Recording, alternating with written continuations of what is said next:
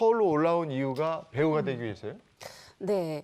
한솔 씨가 이제 부모님이 5살에 이혼을 하시고 할머니 품에서 자랐는데 할머니 보시기에 얼마나 또 이 예쁜 손녀겠어요. 이게 어디 가도 이 탁 튀는 눈에 띄는 미모잖아요. 아유, 우리 손녀가 TV에 나오는 게 내 소원이야. 이렇게 얘기를 했는데 한솔 씨가 키워주신 할머니에 대한 보답으로 그래? 그러면 내가 정말 텔레비전에 나오면 되겠다. 나오자. 연예인의 꿈을 안고 올라왔는데 워낙 가정 형편이 어렵다 보니까 30만 원 들고 상경했던 거죠.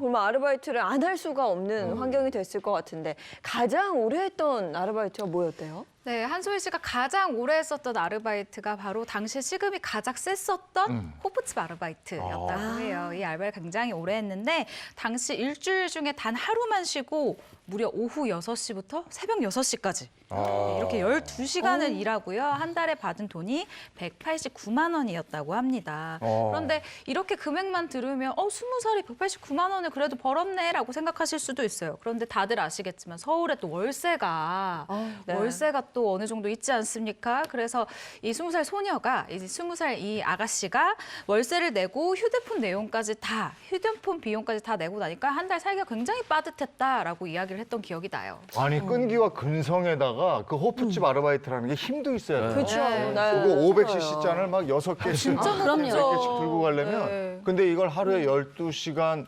6일, 일주일에 6일을 했다는 육일을, 건 네. 대단한데요. 제가 좀 계산을 해봤어요.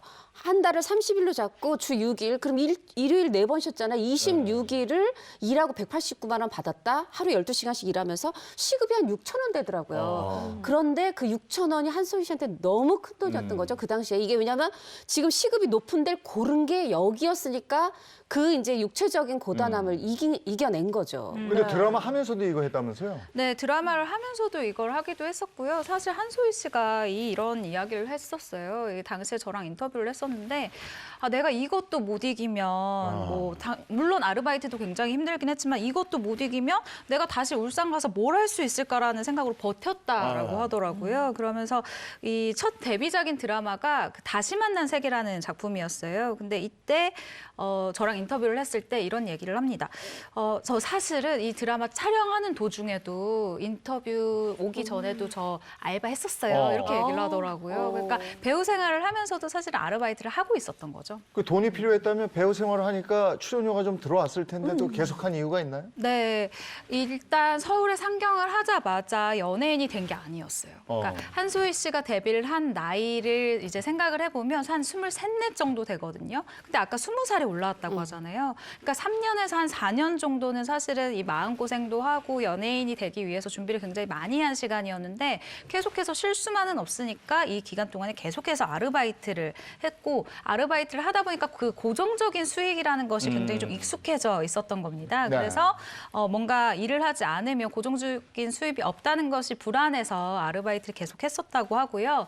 제가 친하다라고 얘기할 수 있는 여배우 중에 그 한 3손가락 안에 꼽히는 분인데 한번 저랑 인터뷰를 하다가 이런 얘기를 하더라고요.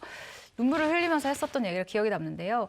연로하신 자신을 할머니를 생각을 하면 내가 진짜 효도를 해야 된다고 생각을 해요. 라고 하면서요.